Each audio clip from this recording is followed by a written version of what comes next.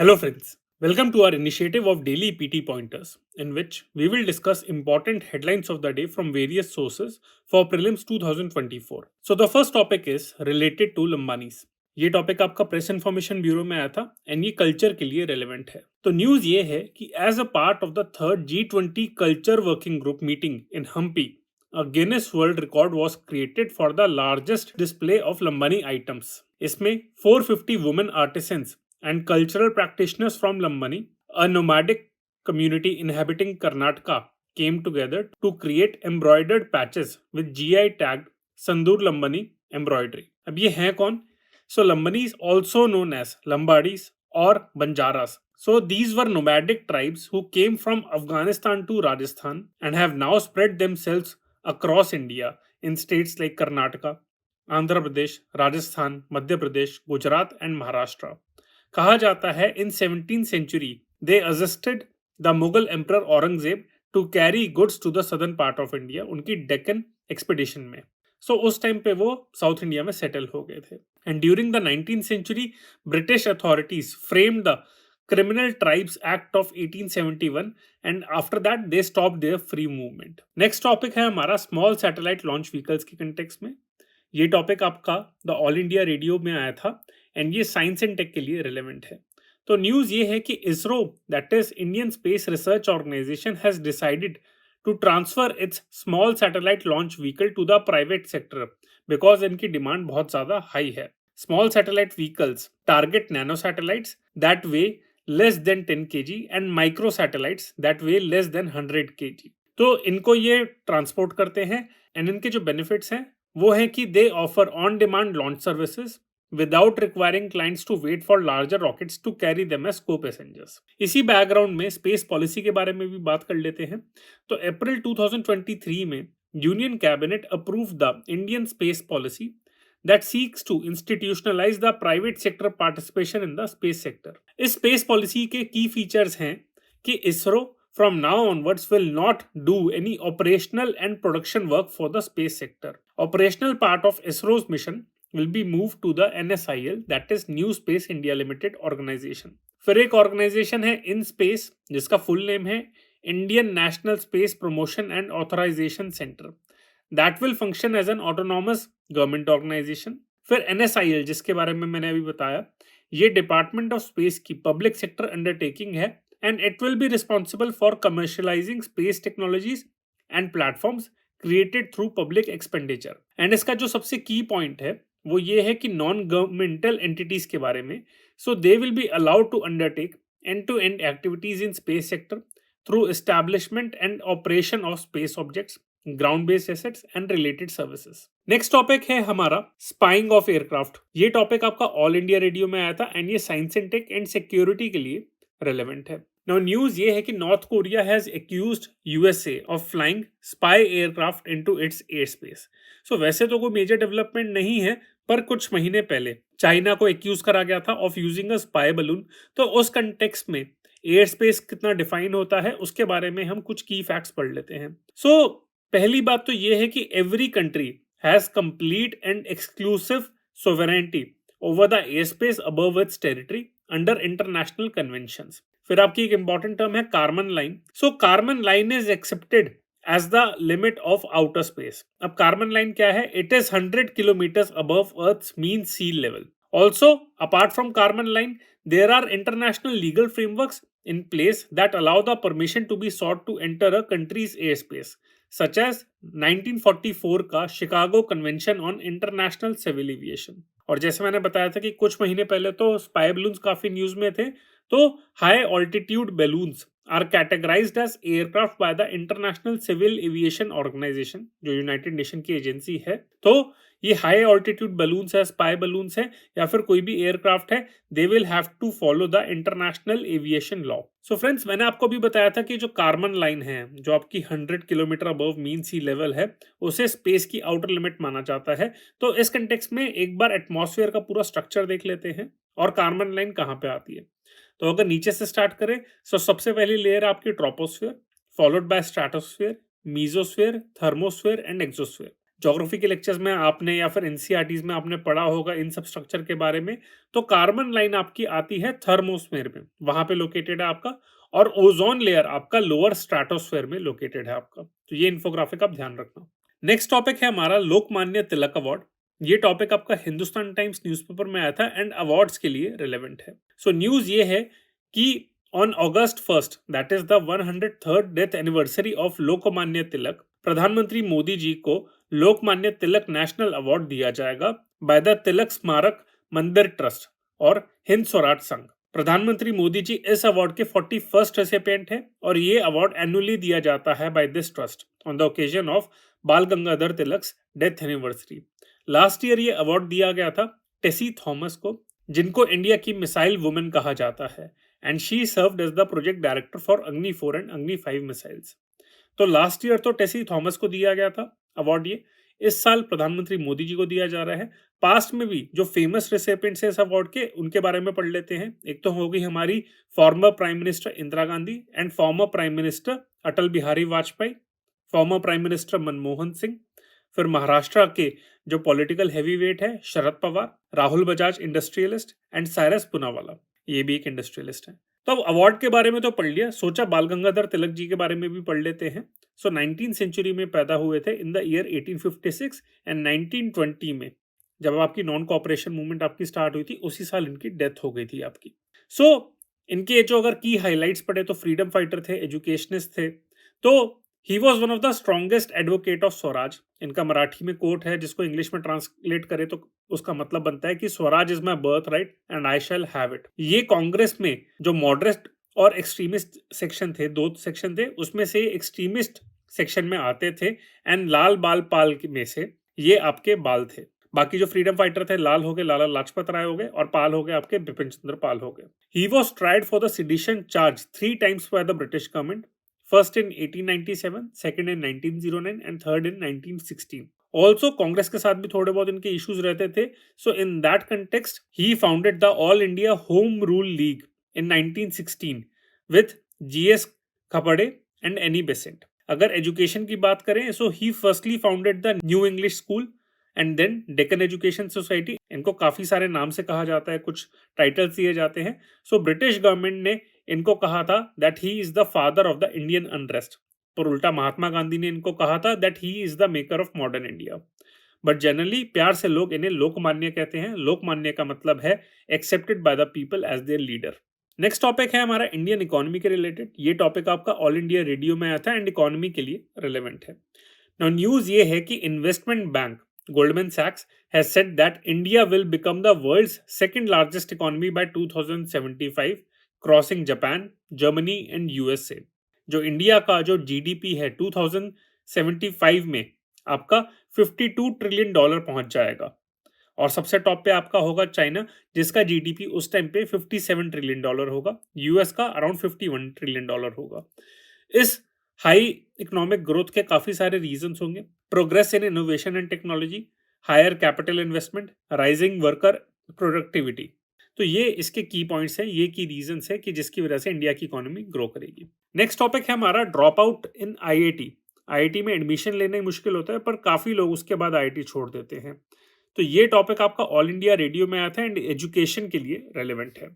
So according to an analysis by central government in 2019, on the basis of data of 2 years, it was revealed that around 2500 students left their studies in IITs midways.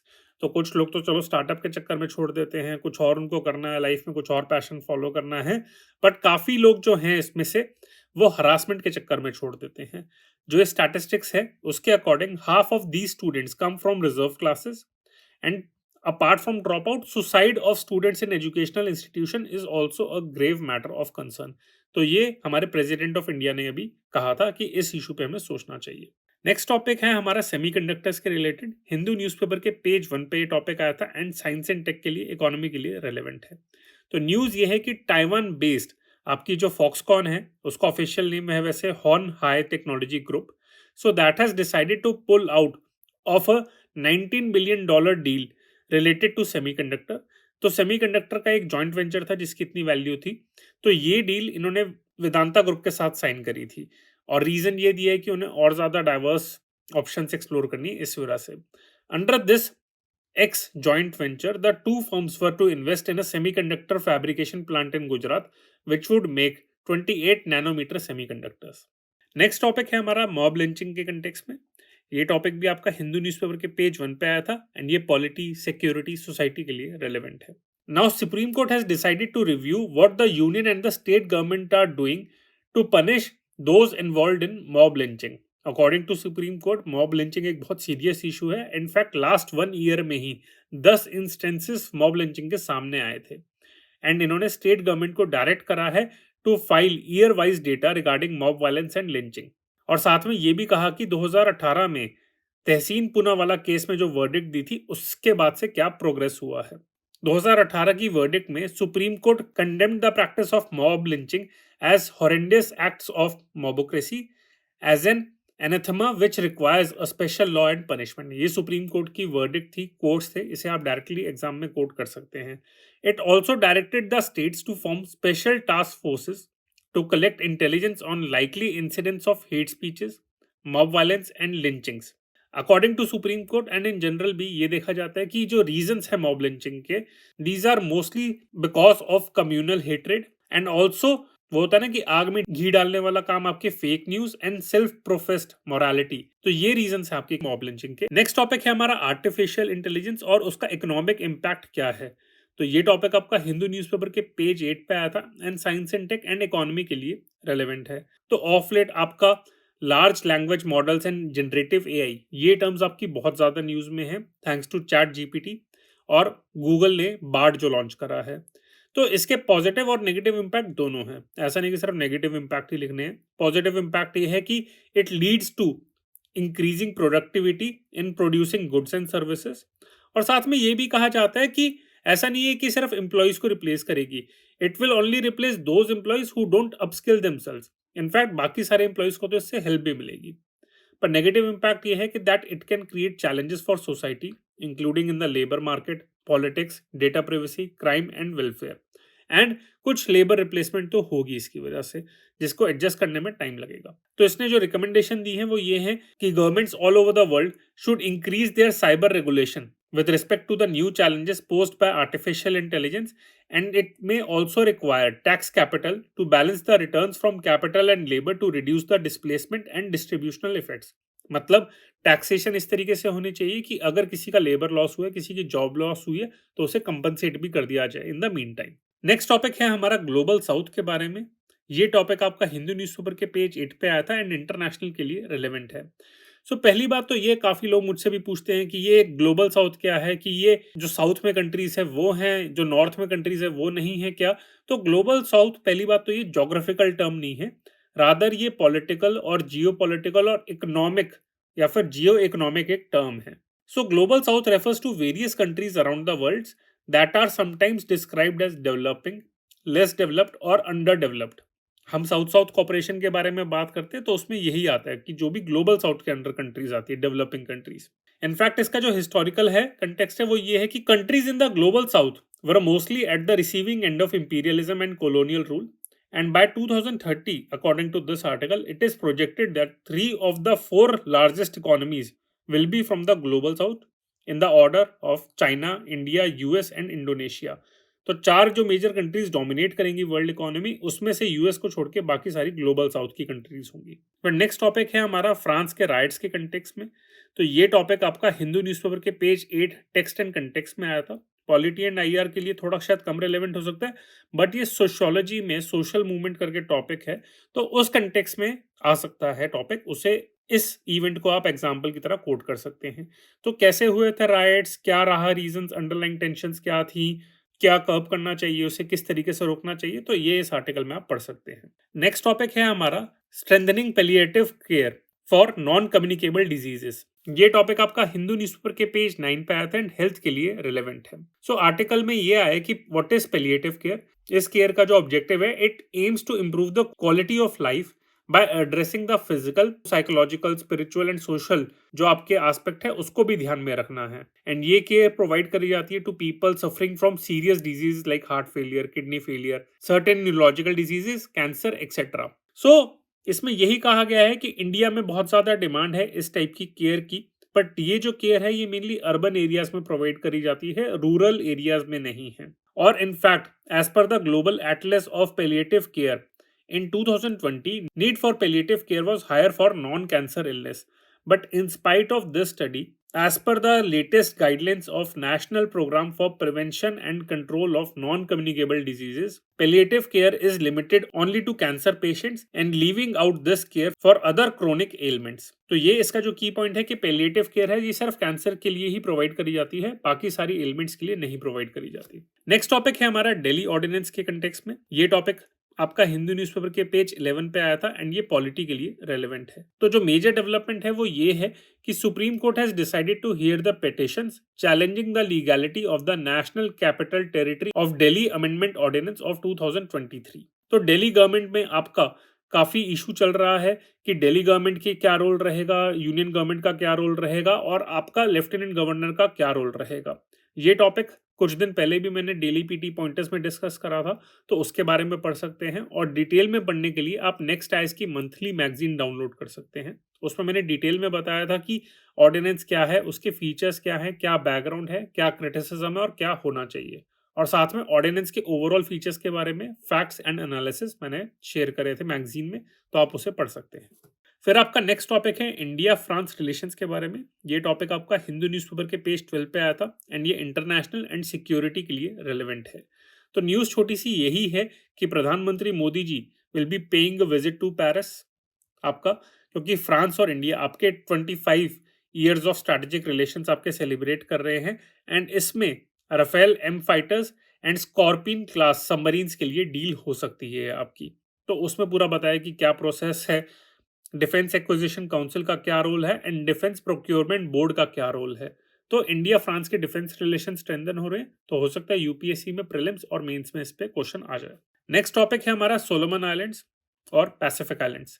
तो ये topic आपका Hindu newspaper के page 13 पे आया था and ये international के लिए रेलेवेंट है और ज्योग्राफी के लिए भी। प्लेसेस इन न्यूज़ की फॉर्म में इस पे क्वेश्चन पूछा जा सकता है।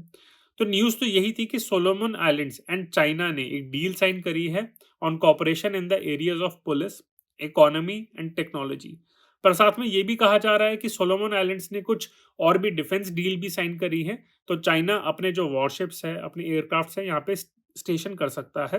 तो ये एक सीक्रेट डील है, इसके बारे में डिटेल्स पता नहीं है और सोलोमन आइलैंड इसे डिनाई भी करता है। सोलोमन आइलैंड्स की आप लोकेशन देख सकते हैं, पैसिफिक आइलैंड नेशंस से एक सोलोमन आइलैंड है आपका।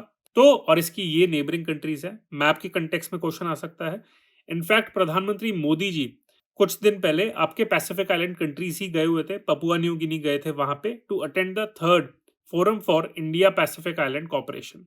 तो वो अब डेली पीटी पॉइंटर्स में आप पढ़ सकते हैं उसके बारे में डिटेल में। नेक्स्ट टॉपिक है हमारा अगेन इंडिया की इकोनॉमी के रिलेटेड। जो गोल्डमैन सैक्स की रिपोर्ट थी वो तो था कि इंडिया की इकोनॉमी का साइज क्या रहेगा, ये इन्वेस्टमेंट के पर्पस में एक और रिपोर्ट है। हिंदू न्यूज़पेपर के पेज 14 पे एंड इकोनॉमी के लिए रेलेवेंट है। तो रिपोर्ट आपकी जो रिलीज करी है वो आपकी रिलीज करी है Invesco global sovereign asset management. इन्होंने अपनी एक रिपोर्ट रिलीज करी है। According to it, India has overtaken China as the most attractive emerging market for investing for sovereign wealth funds in 2023 due to solid demographics, political stability and proactive regulation. And next topic है हमारा मेजोरना zero modes. ये topic आपका Hindu newspaper के page 18 पे आया था, paper addition में नहीं आया पर डिजिटल एडिशन में आया है और साइंस एंड टेक के लिए रेलेवेंट है। नाउ न्यूज़ ये है कि in a research paper recently published by researchers at Microsoft, they announced that they had figured out a way to create a strange kind of particle that could potentially revolutionize quantum computing. And these particles are called Majorana Zero modes, whose unique properties could help build quantum computers that are less fragile and more computationally robust. अगर मेजोरना fermion, जिसे हम मेजोरना particle कहते हैं, वो क्या है? It is a fermion that is its own anti particle and they were first hypothesized by Ettore Majorana in 1937। इनके applications के बारे में बात करें, so they can be extremely useful to realize a powerful form of computing called topological quantum computing. They can work as qubits and they won't easily lose the information wasted with them. So quantum computings में इनकी बहुत ज्यादा application है। Such a computer could also take advantage of peculiar mathematical rules called non-abelian statistics. तो इसके बारे में भी प्रीलिम्स में क्वेश्चन आ सकता है. सो फ्रेंड्स, ये आज के हमारे डेली पीटी पॉइंटर्स थे. I hope you liked it. For more updates on current affairs, you can follow us on YouTube, Instagram and Telegram. Thank you.